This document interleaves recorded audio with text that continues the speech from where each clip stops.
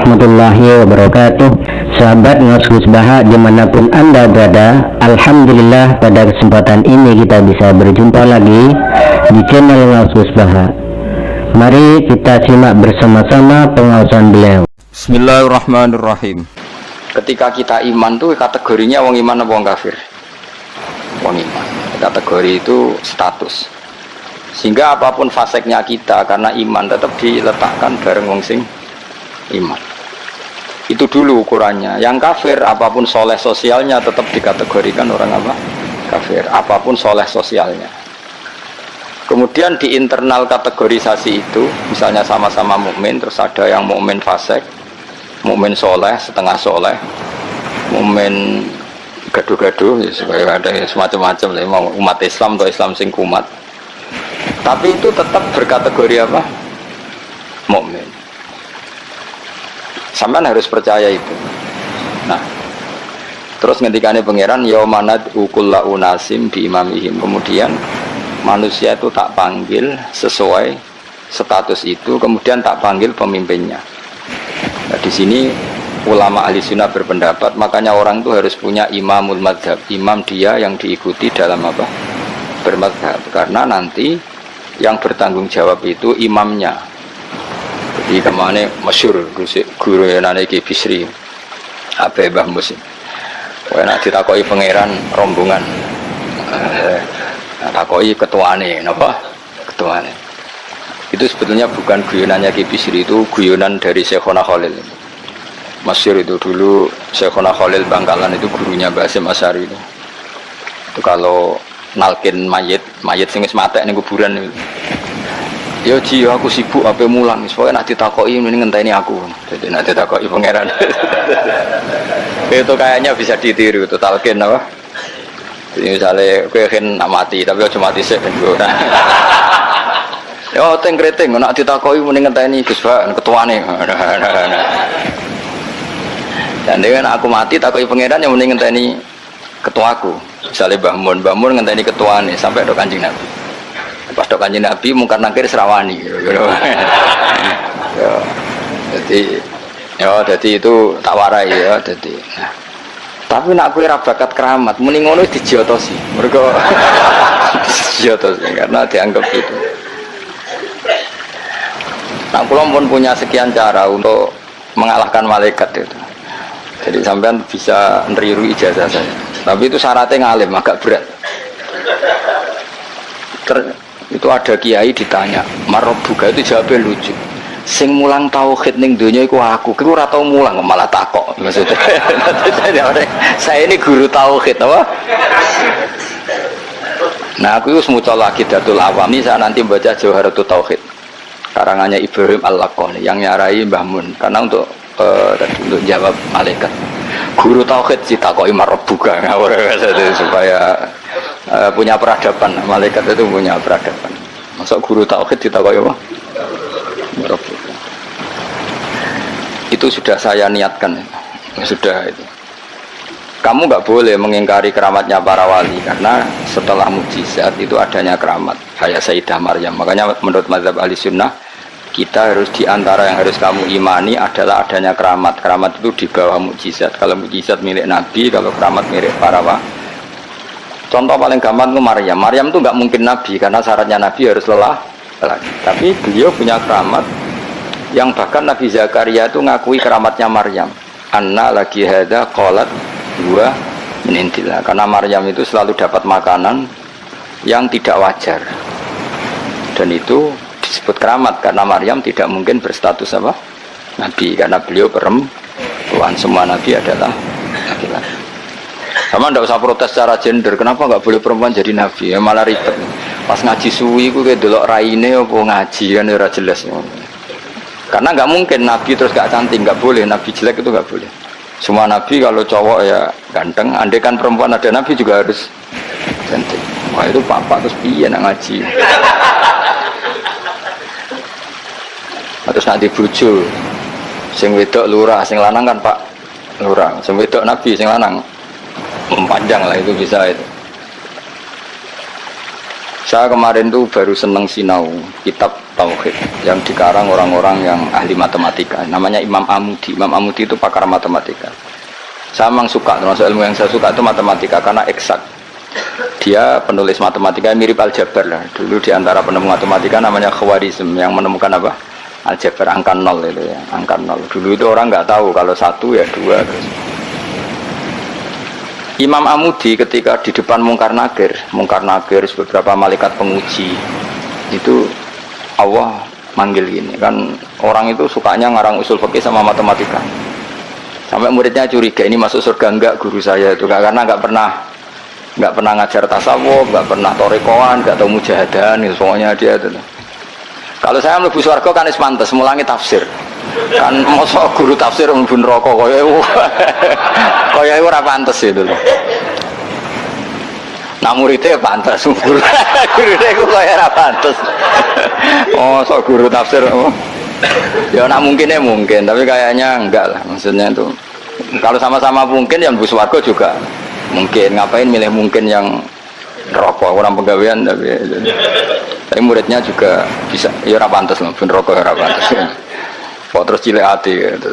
Tapi luwih ora pantes iku guru nih. Ternyata Allah itu suka.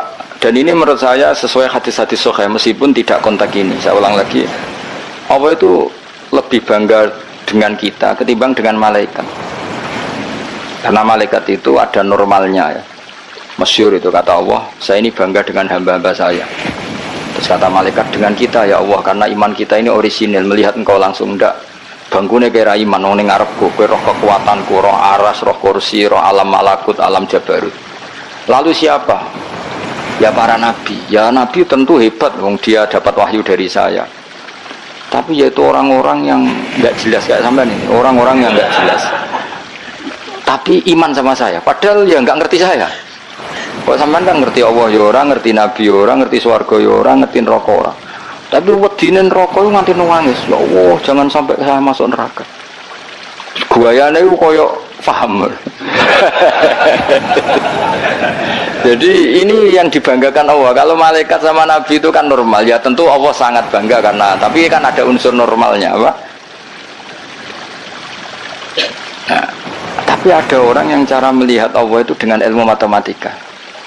Imam Amudi itu akhirnya dipanggil Allah ketika muridnya mimpi itu. Lalu engkau di mana guru? Allah perlakuan kepada engkau gimana? Penggaweannya mau ngomong matematika. Jadi dia itu guru matematika. Tapi mulang usul fikih. Tapi dulu guru itu nggak digaji, itu nggak PNS, nggak ya guru saja, ikhlas ya.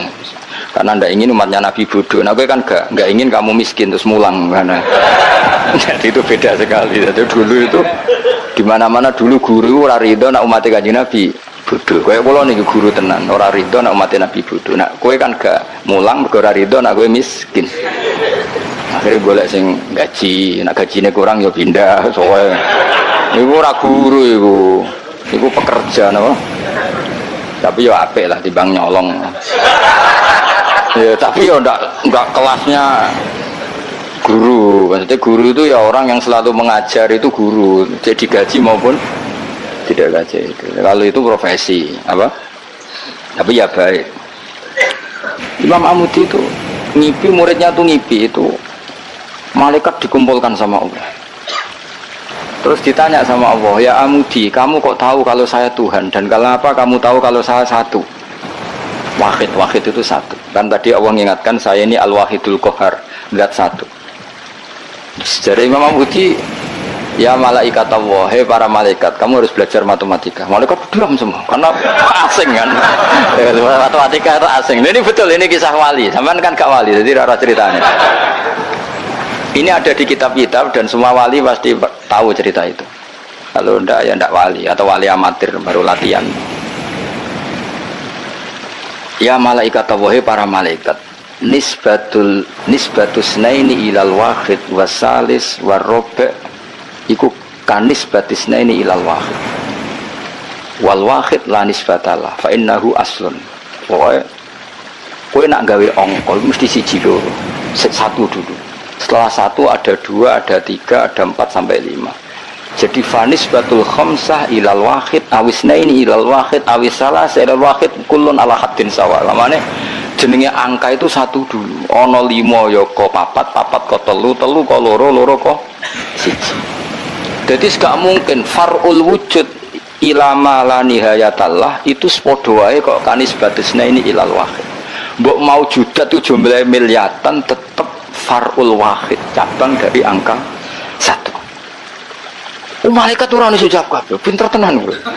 Tersawas seneng, yo iku jenenge ulamaku. Matematika wae dadi tauhid. Akhire Allah ngendikan, ngono kok ape mbok takoki marab buka. Ya repot. Lan aku direncana maca usul fikih karangan Imam Amudi. Tanggung nglawan malaikat mau sing nglawan malaikat. Nah nganti ditakoki, aku guru apa? Aku lah zaman sekolah teng MGS madrasah sarang, madrasah Babai Lukman. Iku anggere ana bocah pelajaran tauhid untuk papat. Wah, iku gak ahli swarga. Mergo tauhid jeblok. Tapi anggere sing tauhide untuk 7 8 senajan to fikih 5, tasawuf papat itu ahli swarga. Nanti malaikat itu merujuk rapot ini ya. Jadi jare malaikat itu merujuk. Jadi nak rapotnya kalau tauhidnya papat neraka, mergo tauhidnya jeblok merah. Tapi nak tauhidnya 8 swarga. Nah ini kita tidak tahu malaikat itu apa merujuk rapot apa tidak sana. Tapi yang jelas di cerita keramat itu Allah itu bangga dengan argumen yang dibangun umat Rasulullah Shallallahu Alaihi Wasallam. Makanya masyhur itu Nabi ngendikan saya rindu pada ikhwani. Ikhwani itu teman. Sahabat pada ngendikan alasna ikhwanaka ya Rasulullah, bukankah kita ini temanmu? Lah dari Nabi, antum ashabi, kamu itu sahabat saya, tapi saya rindu teman-teman saya. Siapa itu ya Rasulullah?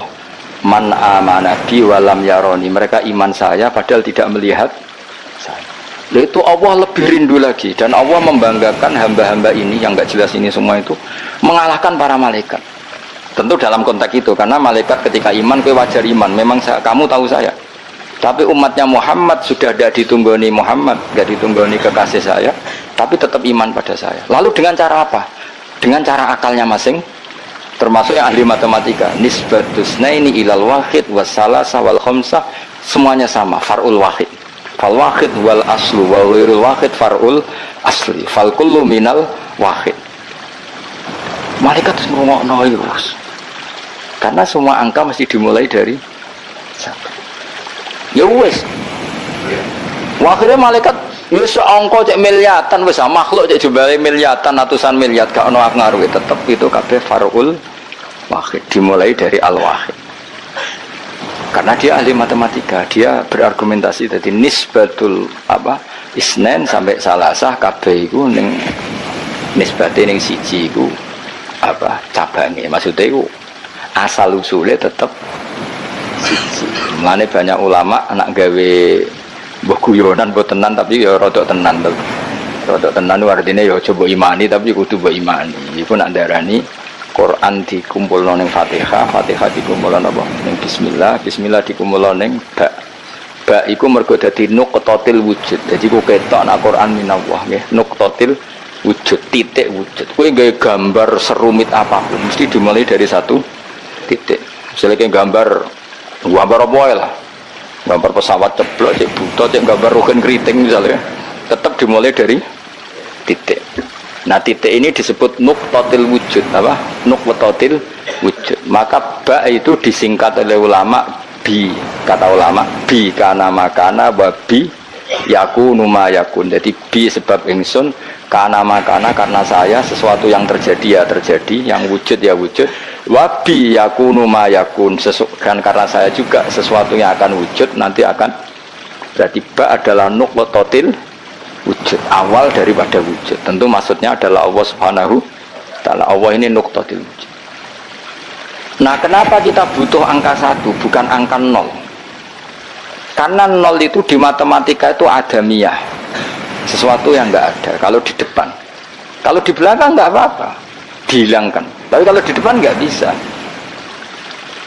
Maksudnya 0 itu nggak boleh mendahului 1. Artinya gini, alam ini kadung maujud. Kalau alam ini kadung maujud nggak boleh diciptakan oleh 0, mesti diciptakan 1 atau yang wujud. Karena nggak mungkin sesuatu yang tidak wujud menciptakan yang wujud. Ya sudah, akhirnya berarti hadhil maujudat yang jumlahnya tidak terhingga ini dimulai dari satu wujud. Sama angka 2, 3 seterusnya dimulai dari satu. Maka engkau ya Allah harus satu. Akhirnya malaikat itu taslim. Sekamane itu Allah ngendikan, wong ngene kok mbok takoki marep buka. Malah diterangno malah pusing kira-kira kan gitu. Nah, umatnya Nabi itu orang yang paling bisa berlogika, terutama ulama-ulamanya, karena mewarisi dari para nabi. Mana kula niku suwun, wae kula suwun jenengan ape mati, pokoke latihan tauhid mulai saiki sehingga pas sampai mati niku pun bener. Misalnya latih saja ketika kita masih hidup normal gini, kita tidak tahu cara kita hidup. Kita tidak tahu cara bekerjanya oksigen, kita tidak pernah tahu caranya bekerjanya jantung, paru-paru dan sebagainya. Kalau kita pengguna iya. Kalau tahu dengan makna tahu iya, tapi tidak dengan makna memulai dan menciptakan. Kadang kita sok tahu, wah sistem jantung gini-gini, maka kalau rusak bisa diring gini-gini. Tapi lagi-lagi pertanyaannya, sistem jantung begini-begini itu dari setelah ada apa kita yang menciptakan? Setelah ada, kita sebetulnya hanya menyaksikan. Nah artinya apa? Zaman kita hidup pun sebetulnya tidak pernah tahu cara hidup kita. Sama setelah kita mati juga nggak tahu caranya kita hidup lagi. Berarti hidup dan mati adalah sama. Ketika kita hidup ya tidak menentukan kehidupan kita, ketika kita mati juga tidak menentukan kematian kita. Semuanya dalam kendali Allah Subhanahu wa Ta'ala. Ya sudah, kalau kita dari gak ada menjadi ada itu nyata, berarti dari ada menjadi ada lagi pasti juga nyata. Itu disebut iman. Iman itu satu perangkat keyakinan yang berdasar ilmu. Maka saya bayangkan nanti kalau ketemu Allah itu umatnya Nabi itu paling nyaman, terutama sing gelem ngaji. Nah, sing gelem wiridan tok itu masih tidak cukup, sing gelem ngaji. Karena wiridan itu kan kalau tidak ada ngajinya itu kadang melahirkan khayal. Makanya ulama dulu itu nggak boleh muridnya wiridan sebelum ngaji, karena ilmu itu dimulai dari nazar. Nazar itu berpikir, baru bisa menentukan Tuhan. Makanya awal wajib manusia itu kuling duru madza fis samawati wal ard. Kamu harus berpikir. Setelah berpikir makrifat, setelah makrifat baru ilmu. Disebut fa'lam annahu la ilaha illallah. Baru bakas istighfar, wastaghfir dzambika. Istighfar kamu sah itu setelah tauhidnya benar. Tapi kalau kamu tauhidnya enggak benar lalu istighfar, kan berarti bilang gini, astagfirullah, saya minta ampun ya Allah. Terus di hatinya, Allah itu tenan ta fiktif tuh. Kan kacau. Sah kamu istighfar setelah memastikan Allah adalah wajibil wujud. Jadi tetap semua itu badal ilm. Makanya fa'lam annahu la ilaha illallah, baru wastaghfir, baru minta istighfar. Karena istighfar itu tidak sah sebelum benarnya kalimat tauhid yang bil ilmi, dengan termasuk tadi tes-tesannya Imam Amudi di depan Allah Subhanahu wa Ta'ala. Kata Allah, Amudi, tolong malaikat ajari tauhid yang jalur matematika sebagaimana kamu mengajarkan itu di dunia. Jadi kata roh itu diulang beberapa kali, dan itu tidak hanya tentang Isa, ya, tidak hanya tentang Isa. Misalnya ada ayat wa kadzalika auhayna ilaika ruham min amrina. Dan dulu di era ulama dulu juga pernah ada seorang pendeta yang dengan tanda kutip yang mengganggu karena terus tanya seorang kiai, saya menemukan bukti bahwa di Quran itu ada pengakuan kalau Isa itu ruhullah wa kalimatuh. Terus baca ayat yang Anda baca tadi. Terus kenapa yang kau akui hanya Isa? Kalau kata itu juga pernah dipakai Allah untuk Nabi Adam. Nabi Adam juga diistilahkan wa nafakhtu fihi birruhi. Anda hafal Quran enggak? Kalau enggak berarti enggak keren kayak saya. Maksud saya bilang santri Anwar kan se-alma mater.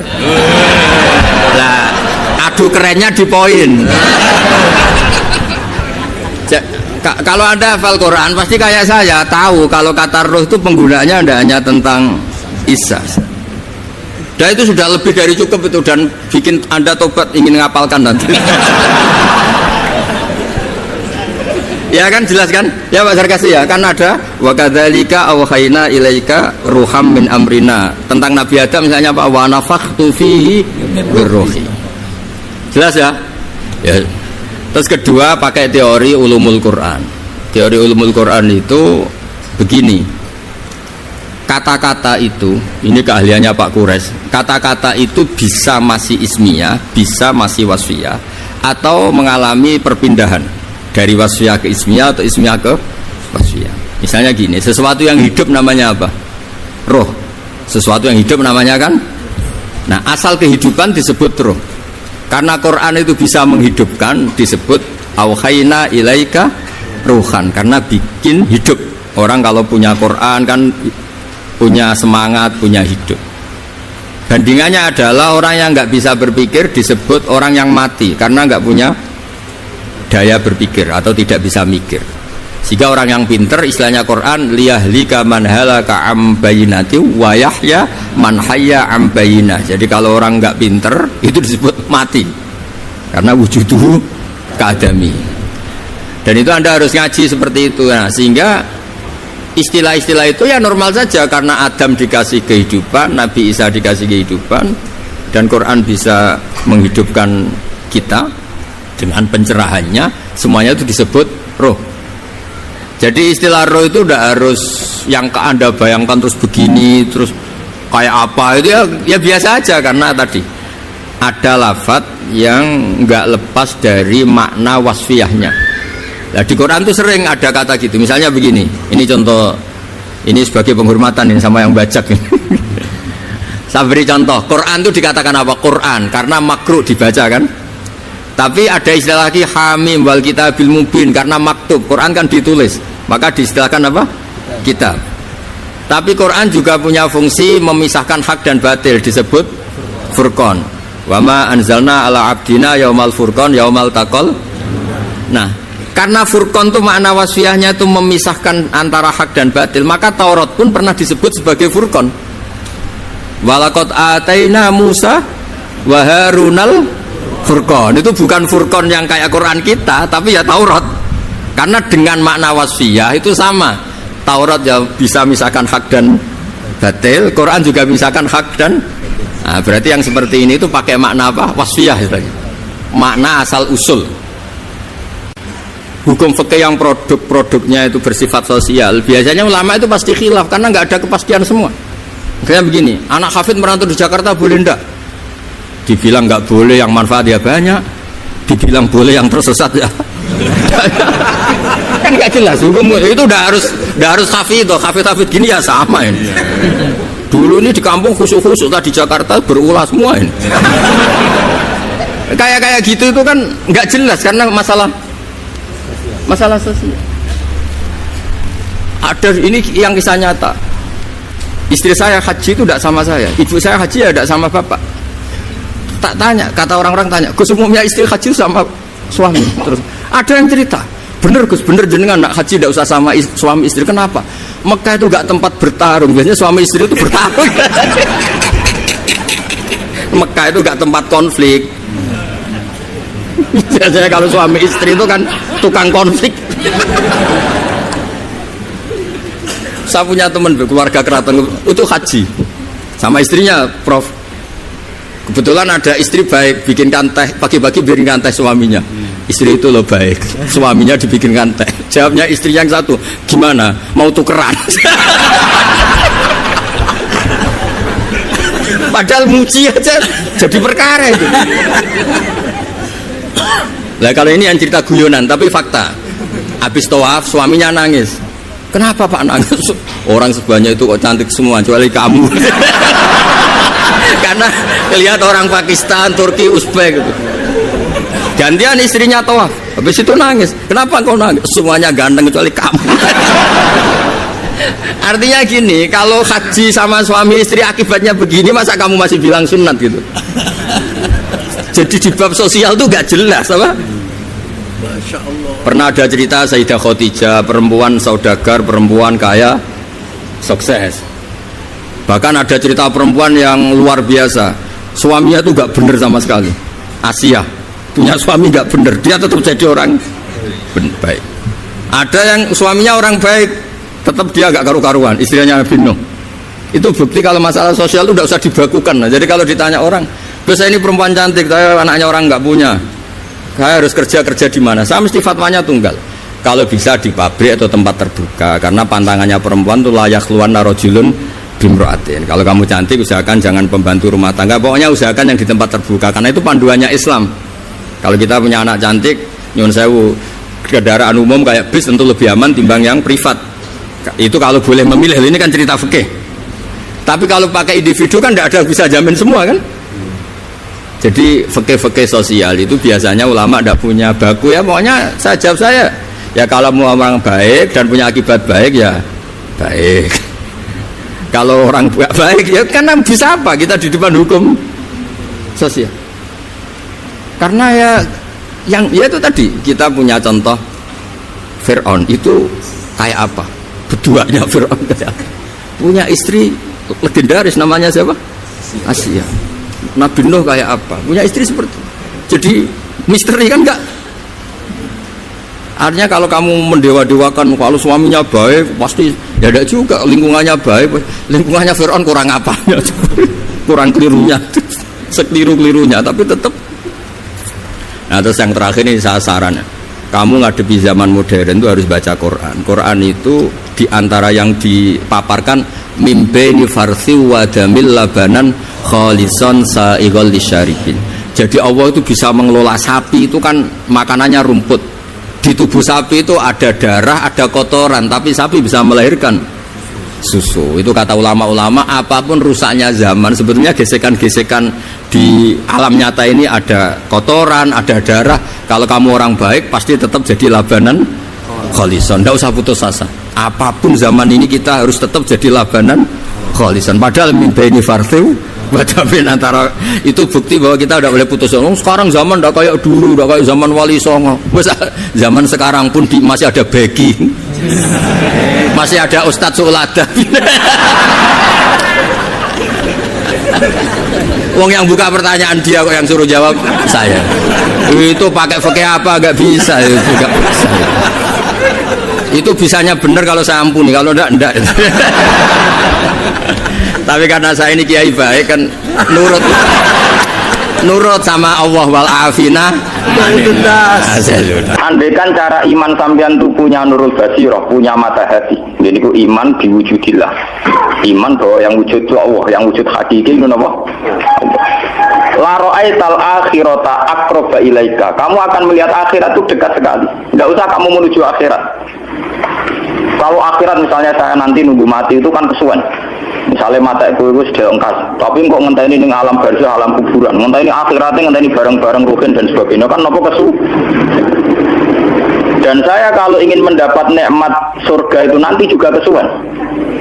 Kalau saya takut neraka nanti juga nopo. Ilmu yang dipakai orang hakikat itu begini misalnya. Surga itu kan bukti ridho Allah. Okay. Surga itu bukti ridho Allah. Jika penuh kenyamanan, karena penuh ridhanya Allah mesti penuh apa? Kenyamanan. Neraka itu simbol atau bukti suhtullah. Tentu segalanya tidak nyaman karena ada Kalau masalah surga itu ridho Allah dan neraka itu suhtullah. Terus sekarang tuh masalahnya kan di Allahnya, bukan di surga dan neraka. Sekarang Allah wis wujud napa dereng? Pun wujud. Dan Allah pun beraksi napa dereng sampun. Sekarang juga Allah juga punya ridhonya, juga punya suhtunya. Allah sekarang juga punya sifat seneng, juga punya sifat Kalau kamu iman betul punya nurul basiro ya sekarang juga Allah itu adepi. Kowe saiki golek ridhone dan menghindari Tidak usah nunggu surga. Dan saat itu juga Anda sudah di surga. Sehingga perasaan ngomong hakikat ibadah kok ngenteni suben kesuwen wong Allah wujude saiki lho kita ini kan nyembah apa wujude saiki kok ditunda suben bodoh tak pinter. Jadi sampean yang di sini itu bodoh semua kalau cara ibadah demi kian saiki tobat Muharram ini napa tobat. Paham ya? Itu ngeri. Kalau balik ini balik ya. Kalau surga bukan berarti terus gini, Gus berarti surga yang kayak gambaran di hadis di kitab-kitab berarti tidak ada. Yang bilang tidak ada itu siapa? Wong kayak sampean itu sing ora ono terus. Sing ora ono itu pamahaman, jadi utekem sing ora ono ora kok masalah swarga dan apa. Lho coba surga itu kan bukti ridho Allah, neraka suhtullah. Allah kan sekarang sudah wujud toh. Wujudnya Allah nunggu surga apa enggak? Enggak kan. Dan ridho Allah itu sekarang juga terjadi. Sukhtuwa juga sekarang juga. Mbok buru sekarang, mbok dicari sekarang. Ridho Allah mbok dicari sekarang. Yaitu seperti doa-doanya Satul Qadir, ilahi ridhoka matlubi, ilahi anta maksudi wa ridhoka apa? Matlubi. Ya karena ya ilahi. Ya sudah, berarti benar-benar dimulai sekarang. Sehingga kayak saya sendiri, nak umat ilmu hakikatku, kayak aku apa ibadah haji kayak kesuwen, apa mulang sampean ya kesuwen. Mbok sesuk ape mergawe ya kesuwen. Mergo paling banter logikane ngeten. Misalnya saya dari rumah, semula Mustafa Ruhin goblok-goblok nak ibadah. Iku kesuwene ngeten. Engkok mulang ning Ruhin wis kasil mulang ya golek ridane Allah. Padahal mulai saya niat juga sono ridane Allah. Saya melangkahkan kaki ya wis ana Allah sono ridane. Sehingga mulane Kanjeng Nabi ngendikan niatul mukmin khairun amalihi. Wis niat tok wis amal. Mergo kontrake sampai pangeran sing wujud terus. Setiap detik, setiap saat, setiap khotbah, setiap langkah wis kontrake Allah terus. Jadi ya misalnya rasido lah ya apa-apa. Mulang Ruhin rasido ya apa-apa. Pengen ke dhewe Ruhin rasido ya apa-apa. Mulane cara Kanjeng Nabi wong niat apik ra sida tetep ganjaran mergo kontrake sebab pangeran Allah ya sujud. Sedekah ben durung sida paham. Iku ditulis sitok. Paham. Ben sampean ngerti sirine hadis kenapa niat saja ditulis ganjaran karena niat itu artinya orang sudah mengkontrakkan diri, mengikat diri dengan Allah yang setiap saat wujud juga dan saat itu juga wujud. Jadi kamane kados kula misalnya kepengen haji. Gusti berhubung haji perintah jenengan nggih kula kepengin. Tapi saya sekarang juga mulai ibadah. Ya, mulai apa? Ibadah karena saya tahu boleh haji ya ridhani Allah. Sekarang juga ya ridhani Allah. Dari ridhani Allah dalam konteks sekarang mungkin saya ngajar, mungkin apa Ruhin nyabari melarat dan mungkin terus begitu itu ada terus. Ujung-ujungnya kapan suka kapan sudako diridhani pangeran kan begitu. Nah zaman ke melarat, ya ono carane diridhani pangeran, sabar ngempet. Mau sono juga, jadi rasa kesusu paham kan? Jadi itu memang begitu orang hakikat tuh nggak pernah kesusu. Itu jenis wal asri demi waktu. Jadi semua waktu itu padat dengan amal. Mergo zaman kiri untuk ridhani Allah lewat jalur sabar. Zaman suka untuk ridhani Allah lewat jalur sedekah ikhlas. Paham nggih? Zaman bingung diusir bojo ya misalnya ya lewat sabar. Zaman bojo mesra ya lewat rahmat. Pokoknya ono terus. Sehingga wal asri ini padat. Innal insana lafi khusr. Manusia selalu rugi illal ladzina amanu kecuali saat itu dia iman, saat itu dia sholihat. Jadi kalau orang hakikat maknanya ya kecuali saat itu dia iman, kecuali saat itu dia sholihat. Demi waktu ngenteni soben kan terlambat banget. Itu nak wae maknane wong napa? Hakikat. Dan itu rumah saku luwih cerdas. Karena dari awal ilmu hakikat dianggap katanya di atas napa? Syariat. Jadi sampean malah enak, ngaji bae kula enak, dadi mulai koma wis ibadah. Delek-delek kok bojo ben iso ngaji wis mulai ibadah. Enggak apa-apa, menghindari kebatilan demi barang hak itu ya. Itu sudah bagian dari. Emang ada sampean terima sampean, sak kula mawon niku wis biasa. Jadi Gus Aman lunga-lunga, terus piye hukume ku piye? Lha kalau ada cerita. Kiai Arwani top-top Kiai Quran top-top Kiai Arwani. Bapak menangi Arwani melarat. Itu kalau beliau ngajar di rumah. Jadi sempat beliau itu ngajar di rumah. Itu kalau bunyainya itu agak keren. Bawa urusan belanja bawa agak keren. Cuma pindah di masjid tadi. Jadi ya batarnya sekali lebih aman. Di masjid lebih apa? Jadi kabeh kiai tahu sok engkek ngaji ning omah ben barokah. Tapi ketika suasana tidak kondusif. Pindah. Momennya ditambah mertua barang dunia. Bujur tahu wis problem. Momennya tambah mertua tambah IP. Mulane mubalek PD mergo pidatone ora ning area selawat. Tambah tambah PD mergo ora konangan. Ning areane dhewe bar. Yang nak gede bojo kudu sakinah mawaddah rahmah dari bojone men sampean. Lah nek kenapa mubalek mlepuk mergo jauh dari area. Sing ngono tok kuncine. Tapi kalau orang hakikat itu ya gak ngeluh. Ketika bojo grundel kowe ridho mek kodok-kodare pangeran ya ibadah, berhasil melalikan diri ya napa? Akhirnya berhasil ngaji ya napa? Karena Allah itu wujud di setiap langkah kita, di setiap detik kita, di setiap nafas kita. Lah kalau wujudnya Allah di setiap detik kita, nafas kita, kenapa nunggu nanti-nanti? Sebab itu sedekah Rasulullah ketika Nabi ngendikan, ya mulai niat itu dihitung.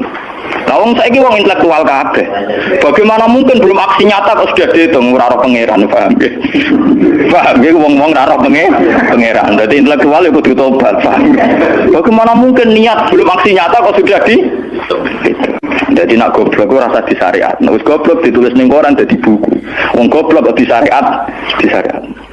Dari awal Nabi ngendikan dimulai niat, maksudnya niat itu niat amal soleh lillahi ta'ala-nya dari awal transaksinya dengan Allah Subhanahu wa ta'ala. Ingat nyaman. Lalu kalau ngerasa ibadah lah, di sini ini kelihatan Nabi sering ngendikan ini yang hadis sahih. Misalnya Nabi ngendikan seseorang itu selalu dalam keadaan sholat, maka nanti sholat tahbisuhu. Misalnya orang pujian ngenteni ini kayak ini teko, nek kiai ini sepuh watak atau apa ngimami kok ngobebel sik bariku ndredeg-ndredeg ra teko. Iku dari Kanjeng Nabi wong sing ngenteni imame teko, iku cek sholat terus senajan to urung so. Ngono Kanjeng Nabi tau dipraktekno jarak. Kanjeng Nabi itu kalau sholat standarnya awal waktu, tapi beliau itu pernah sholat isya sekitar jam 1:30. Yapko sulusul lailil akhir sekitar 1:30. Lalu separuh sahabat sudah turu. Sing Umar menuduki kentong kelontangan. Mantan preman, mantan apa? Preman. Terus. Nah, malahnya akeh kiai sing gak berturu terus sholat ra wudu mergo hadis itu ceritane iku mereka ya namun tapi fasallahu alam yatawat do. Jare wong fikih, mergo iku lungguh. Lungguh nek rong geser ora apa. Apa jare wong fikih lah ono-ono ae. Turune sahabat sing gaplek-gaplek ya mlungker.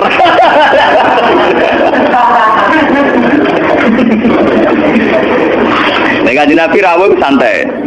Kenapa kalian masih menunggu? Ya karena nunggu sholat engkau ya Rasulullah. Kamu mulai tadi juga sudah sholat karena sampean menunggu demi apa? Sholat. Biasanya kita dicatat sedelok.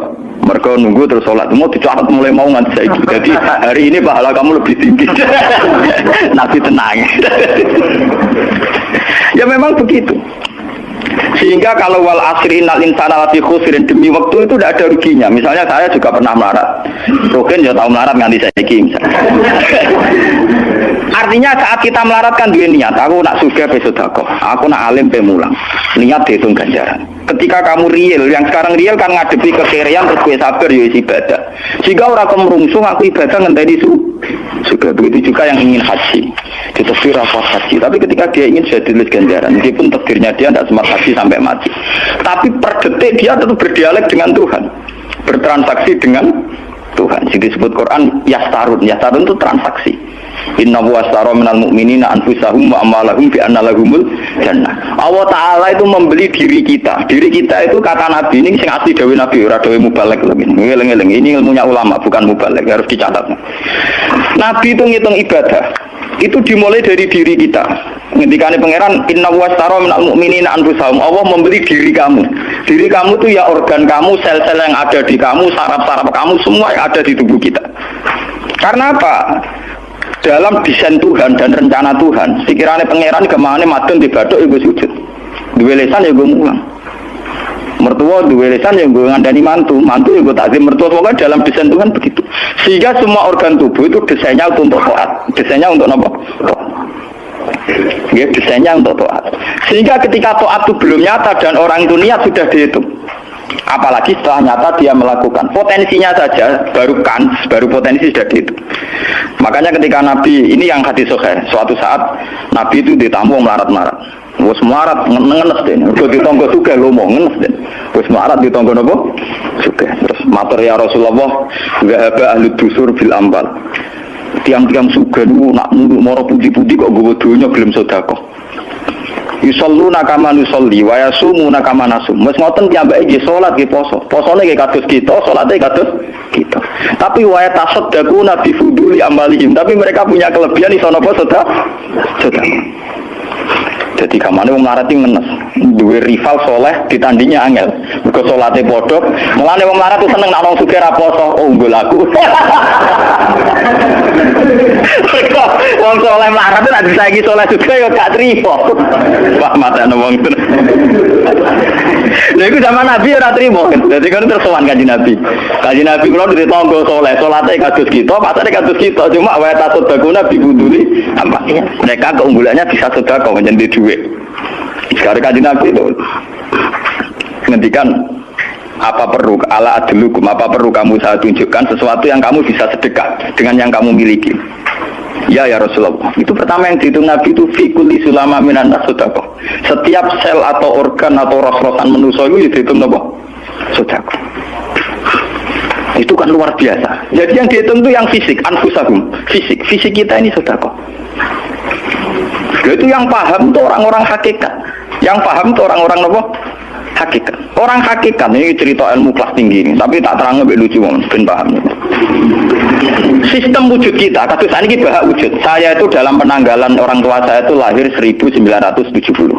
Makanya tahun baru Muharram ini bagi saya spesial karena saya pas umur 40.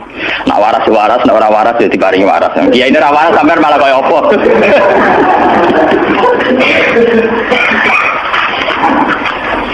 Kalau dalam teori ilmu hakikat, sebelum tahun 70 berarti status saya kan ala Adam tidak ada. Memang tidak ada itu punya positif, tidak maksiat. Nggih, jenenge ora ana penyelingkuhi sapa, pe ngorupseni apa, pe kurang ajar ambek sapa jenenge ora ana. Ketika Adam saya dihilangkan, sifat ketiadaan saya dihilangkan, saya menjadi wujud. Nah itu cara ilmu hakikat. Nikmat tertinggi itu nikmatul ijad. Nikmat wujud itu nikmat tertinggi. Dengan kamu wujud, maka kita punya mata, punya hati, punya telinga. Dan dengan kita wujud, kita bisa asyhadu, bisa ikut bersaksi. Asyhadu alla ilaha illallah. Jadi dengan kita wujud saja, potensi wujud saja dengan kita wujud itu nyekseni. Ternyata langit bumi digawe Allah. Allah sing gawe aku, Allah sing menciptakan ini semua. Sehingga dengan modal syahadah saja itu orang sudah min ahlil jannah. Andai kan orang itu maksiat seumur-umur tapi pernah baca la ilaha illallah tetap dakhalal jannah. Mbok digodhog kaya apa ning neraka suwe tetap dakhalal jannah. Mergo umpama ning neraka selawase pangeran ya ana salahe. Iku mau ngiral hadis qudsi, sak bedik-bedike wong misale umure 100 tahun maksiate ra 100 tahun. Lah kok disiksa luwih 100 tahun ra pangeran napa lho? Mulane pangeran anyiksa ya ana batese wong maksiate wong ya ana batese. Tapi diwalik iki ngoten, ketika ana wong taat mulai bayu taat nganti mate, dibokno pangeran swarga. Kowe ros bab mlebu swarga. Jare wong iku nggih ngertos Gusti mriki kula taat ra maksiat sak umur-umur. Iya, tapi ning swarga 80 tahun wae nggih taat mau 80 tahun riang. Ya nak maksiat iku 80 tahun, nerakane 80 tahun ae, tapi nak taat 80 tahun kok swargane yo 80 tahun. Yo kene neraka ae, nek engko bar 80 tahun tak pindah ning neraka wong taat 80 tahun. Mboten Gusti pendapat kula ralat, kula mlebu swarga krana fadhole jenengan. Lah ana iku abadi fadholku. Menawa kene apa wong ning swarga kok abadi, mergo fadhole Allah. Mulane Kanjeng Nabi ngendikan tidak akan kalian masuk surga karena amal kalian. Tapi kamu masuk surga karena fadlnya Allah. Ada sahabat yang tanya, wala anta ya Rasulullah, juga tidak engkau ya Rasulullah, wala ana. Saya sendiri tidak akan masuk surga karena amal saya, kecuali dikasih rahmat Allah. Orang Mu'tazilah, orang ahli sunnah yang orang-orang syariat berdebat kusir tentang masalah bagaimana mungkin masuk surga tanpa ngamal, modal fadlnya pengen. Tapi orang hakikat cara baca jelas, nak krono ngamal ada durasinya, ada apa? Durasinya, dan itu batas amal kita 80 tahun. 80 tahunnya Mustafa umat soleh ya lagi. Dia tahu puber, tahu nakal, tahu kedonyan, meh mate tua ini terus do malah mau pirang tahun, paham no? Terus ngono cek kumat-kumatan ora stabil.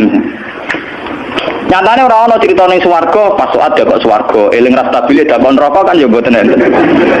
Ya ora dikocok mbek pangeran ya. Lah, di sini ini orang hakikat lebih benar. Kenapa di surga selawase? Mergo mlebu swarga krana fadhole Allah. Sementara fadhole Allah abadal selamanya. Paham ya? Jadi orang hakikat itu cara baca gampang. Nah, kalau begitu, organ tubuh kita ini dengan sendirinya sudah ibadah karena dengan wujud kita bersaksi. Mulane Kanjeng Nabi bersaksi terus. Lho nek wong soleh-soleh pas-pasan kok sampean eling pangeran kan pendak salat, pendak tawaf. Nah Kanjeng Nabi mboten. Kanjeng Nabi semua organ tubuhnya itu dijak eling pangeran. Perkara mangan itu barang sepele bedine aman. Nabi baca bismillahirrahmanirrahim. Setelah makan ya baca alhamdulillah. Mau ke WC itu Nabi juga baca bismillah. Setelah dari WC sesuatu yang biasa, Nabi juga bilang alhamdulillahilladzi azhabanil adza wa afani. Semua sistem tubuh kita butuh makan, baca bismillah juga ibadah. Kita butuh berak nanti bisa membuang al-adza, piloro. Itu juga nanti dihitung oleh Nabi alhamdulillahilladzi azhabanil adza wa afani. Sehingga semua proses tubuh yang ada pada Rasulullah semuanya menjadi nopo? Ibadah. Nah, makanya Nabi ngitung, makanya sama tidak usah ngeluh dengan fisik yang sekarang tidak usah ngeluh. Nak kowe ganteng ya syukur paling ganteng. Nak elek alhamdulillah potensi zina saya rendah. Mergo ora ono sing minat. Paham nggih? Nak jabat ya sing syukur mergo iso amar ma'ruf nahi mungkar lebih luas. Nak ora jabat berarti tidak ada kemungkinan korupsi. Berarti semua harus kita syukuri. Atus kula nu kiye cilik ya syukur, kiye gede syukur. Sampeyan bubar nggih syukur mawon. Pokoke kula niku ndonga be pangeran, angger pangerane ora sing bubar wonten kula santai mawon. Terus Nabi menyebut lagi. Yang disebut Nabi itu hal-hal kecil. Wa imatatul azam minatorik sedekah. Kowe kono kotoran atau ada riduri atau apa yang mengganggu di jalan, kamu singkirkan juga nopo ibadah. Lalu itu yang luar biasa. Nabi akhirnya ngendikan wa fi buti ahadikum sedekatun. Bahkan kamu menggauli istri kamu itu juga ibadah. Padahal sesuatu yang seks, yang pornografi, yang biologis, Nabi juga nyebut wa fi buti ahadikum sedekah. Dalam organ duduk kamu itu juga sedekah. Sampai sahabat ada yang tanya, ayati ahaduna syahwatahu wa huwa lahu ajrun. Bagaimana mungkin ya Rasulullah orang mendatangi syahwatnya kemudian dia dapat pahala? Pengurusan syahwat masa untuk ganjaran ya Rasulullah. Tapi apa kata Nabi? Alaysa law wada'aha fi haramin akana alaihi wisrun. Nah ini salah letak itu kan ya dosa. Mulai bujum sok ben kabeh, masuk elek-elek lah sok ben ahli swarga kabeh. Mergo piye wong lanang ora iso zina nak bar dikeki sing wedok, paham. Minimal ada durasi sekian jam dene ora kuat zina. Dan itu prestasinya sing wedok. Makane jare Nabi api-api wong wedok sing lanang mari doyan terus. Berarti diterusno kena elek-elek wong wedok. Repot. Nah itu, lu bukan apa-apa karena Nabi ngertinya Nabi loh, kawin itu ya tarku zina. Kawin model saiki ra engke-engkean ngertine Nabi nek jenenge nikah ya ghadulil basar wa ahsanulil farj. Istilah aslinya Nabi tentang nikah itu ghadulil basar wa ahsanul farj itu. Saiki ono istilah sing macam-macam. Bentuk keluarga sakinah mawaddah rahmah. Engko sok ben anak tuwa ben anak ana sing rumah pakaian teori. Sing ora anak kowe nganti tuwek sapa? Sing ora anak soleh sapa? Malah do arep-arep matine bapak ya pirang. Kowe wong sing kakean teori, ya kakean apa? Nek dia anak kan enak anak tuwek terus sing rumah. Kowe zaman sugih ora wali wong tuamu, paling nasib pun ndak ngono iku padha. Lan apa? Paham ya? Iki ben sampean ngertos.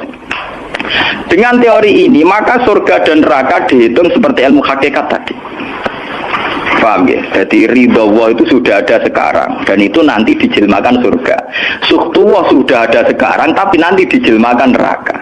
Tapi masalahnya Allah itu wujud mulai sekarang, mulai zaman azali sampai sekarang wujud. Kalau Allah itu wujudnya sekarang tentu ada ridhonya juga sekarang, ada suhtunya juga sekarang. Jadi kalau nunggu nanti terlambat. Nah itu orang hakikat bilang lau asyraka laka nurul basirati la ra'aita akhirata aqraba ilaika min antar takhila ilaiha. Andai kan nur basirah kamu kuat, tentu melihat akhirat ya sekarang.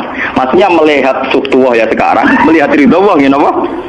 Sekarang enggak usah nanti. Itu akhirnya kita nyaman. Mulanya orang sahabat ketika dia di Azerbaijan ditanya, apa kamu tidak kangen Mekah? Wong kamu orang Mekah asli. Sekarang futuhat, Mekah sudah milik orang Islam. Kenapa kamu tidak kembali ke Mekah? Dia jawabnya enak. Aku kalau di Mekah paling banter ibadahku tawaf. Iku yo golek ridane pangeran. Aku ning kene nyebarno Islam yo golek ridane pangeran. Aku ning kene wae. Jika orang-orang hakikat itu ibadah itu per detik per menit, tidak terikat oleh ruang dan waktu. Tapi kalau orang-orang syariat memang gitu, ruang sana sholat itu naik di masjid. Tapi Allah tahu betul, kamu yang sekarang sholat di masjid itu akumulasi dari sistem organ tubuh, yang disebut fikul isulama minanas sudah. Kue iso tok masjid mergo sikilem normal, ora setruk. Kue iso mlaku mergo bar mangan. Berarti sing dadekno kowe ning masjid apa? Sistem perut kamu normal sehingga ada energi, sistem kaki kamu normal sehingga bisa jalan ke masjid. Sistem apa saja normal. Dan itu hebatnya Rasul. Makanya Nabi pertama jawab, dalam sistem tubuh kamu minanas sudah. Jadi sebetulnya dengan ikut namungan kula nganggep sampeyan niku yo ora wong sepele. Kalau pantas itu tak anggap pali kayak kulo. Gara-gara ini sebetulnya kalau bisa manfaatkan tubuh sampean, yang meskipun bentuknya juga tidak jelas, itu sudah wali. Cuma tingkat syahadah Anda terhadap Allah ini yang rendah, sehingga kawangannya ya mau onggokan daging sing kluyar-kluyur ngono wae, paham ya? Iku ora kasus sampean ora kasus kulo, paham ya? Paham. Itu kasus yang sampean alami, tidak kasus saya. Nah, aku ora melok-melok, paham ya? Aku aja sampai jadi kawula sing model ngoten nabi bilang bisa napa? Dalik. Jadi yang sekarang kelihatan kita sholat di masjid, kita tawaf di Ka'bah, kita wukuf di Arafah, itu akumulasi dari sekian puluh tahun, dari sekian sistem saraf kita, kesempatan nikmatnya Allah yang luar biasa. Sehingga harusnya terhitung mulai itu, paham ya, terhitung mulai.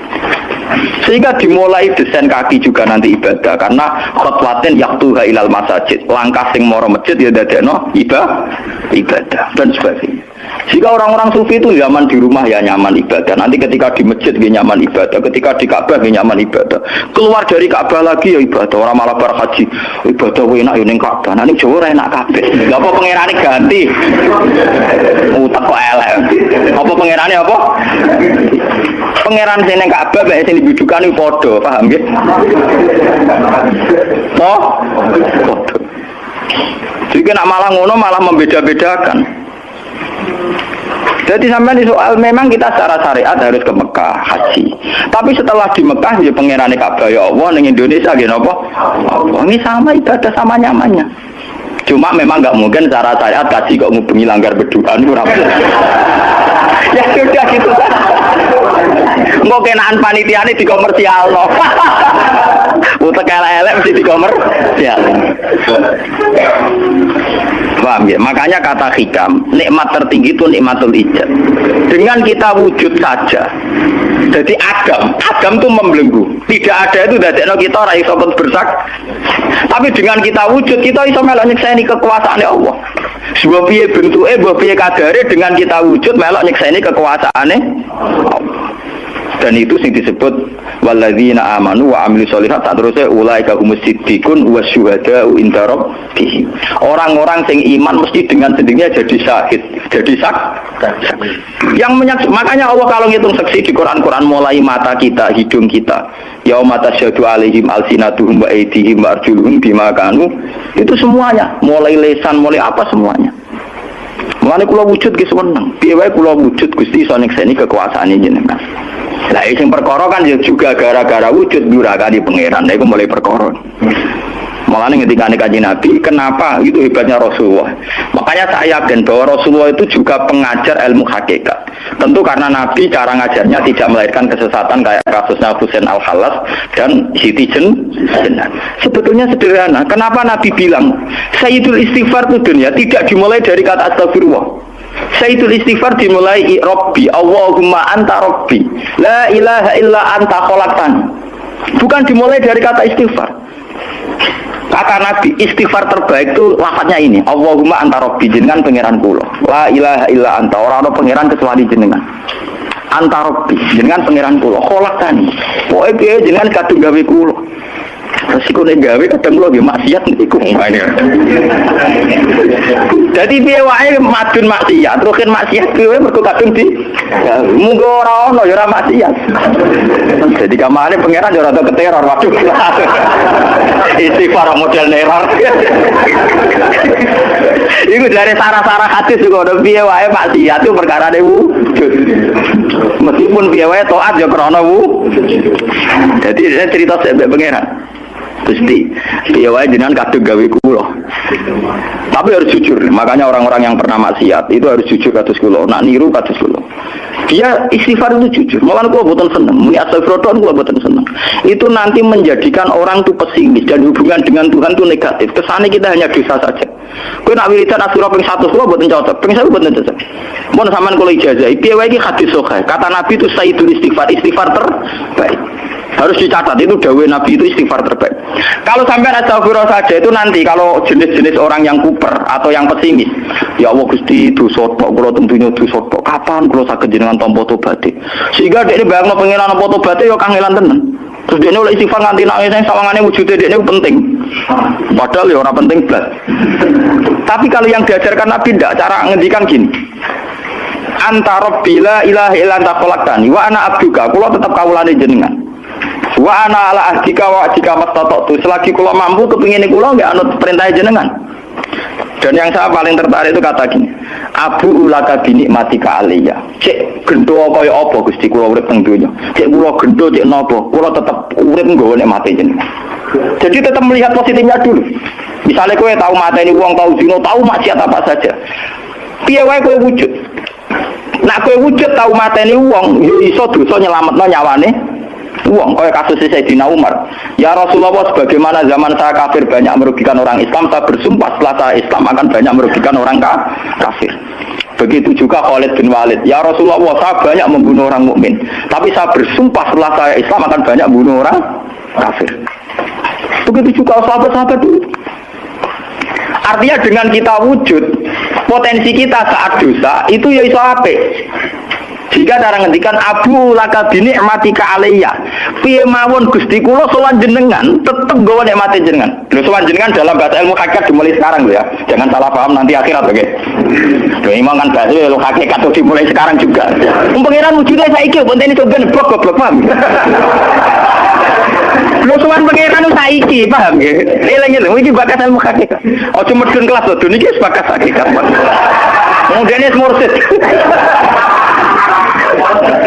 Maksudnya ben gede-gede tambah kok aras, paham?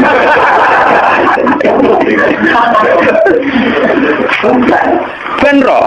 Lu sowan pangeran mulai saiki. Sekarang juga kita sudah sowan Allah. Tentu kita kudu ikrar semua nikmatnya Allah yang sekarang juga. Abu laka bi nikmatika alayya, piye mawon Gusti kula tetep balik nikmate jenengan. Status saya wujud ini mergo nikmate jenengan. Gara-gara kula wujud nyekseni wujude jenengan. Akhirnya gara-gara kula nyekseni wujude jenengan nak maksiat yo sungkan Gusti. Wa abu laka bi dzambi faghfirli, nak pas kula dosa ke jenengan sepuro mergo kula nu salah. Wong wis wujud kok durakani jenengan tapi kudu jenengan sepuro faghfirli. Fa innahu la yaghfiru dzunuba illa anta. Sing saged nyepuro dosa namung jenengan. Ora bakal awake dhewe disepuro ta ora penting.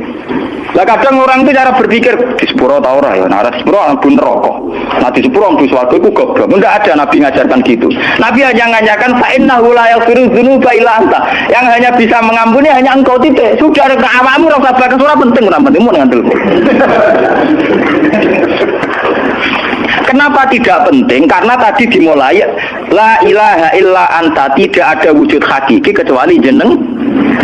Saya akan pernah menerangkan di sini. La ilaha illallah itu maknanya orang wujud hakiki kecuali Allah. Maknanya kan sederhana gampang. Langit dan bumi itu pernah tidak ada, berarti berstatus ada. Agame langit bumi dimusnahkan oleh Allah dengan langit bumi diwujudkan. Setelah langit bumi diwujudkan juga wujud dalam keadaan rentan. Wujud sing ora hakiki, wujud sing dalam keadaan batil. Karena setelah wujud iso dimenyat. Berarti zaman Adam ya Adam sing iso diwujudkan, zaman wujud ya wujud sing iso diadamkan. Lah wujud sing ngene iki tanpa eksistensi, tanpa napa? Eksistensi. Lho bahak saiki wujud, tapi ora roh matine kapan? Ora iso ngatur awake dhewe. Zaman aku wujud ya ora karepku dhewe, engko aku mati kapan ya ora karepku dhewe. Lho wujud model apa ngene? Ora wujud-wujudan. Madun zaman rong wujud ya ora karepe dhewe, bar wujud ya ora karepe dhewe. Matine kapan ya ora roh, nasibe piye ya ora roh. Lho wujud ora roh awake. Dhewe iki jenenge wujud-wujud sing rentang. Nah wujud sing rentang disebut wujud imkan. Sing Allah wajibil. Lah nek berhubung kita rentan ya sudah. Nah iku sing dimaksud wong hajat kultuse in halikun ila wajah. Hakikate liyane Allah saiki lah wis rusak. Mergo wujud kok ora iso ngurusi awake dhewe, wujud rusak ta wujud tenanan. Wujud sing rusak. Wong wujud ora iso ngurusi awake dhewe, ora iso ngurusi eksistensine. Lah berhubung wujud ngene iki wujud iso diadamno, sangka Adam diwujudno jare wong hakikate liyane Allah ora ana kabeh. Maksudnya ora ana kabeh wong kowe wujud-wujud dhewe ora iso nonton awam. Zaman wujud ora melok-melok, zaman mate ora melok-melok, swarga neraka ya ora melok. Alhamdulillahirabbil alamin, telah kita ikuti bersama pengawasan musbah di channel Musbah. Semoga dengan senantiasa mengikuti pengajian musbah kita semua oleh Allah diberikan ilmu yang bermanfaat. Amin.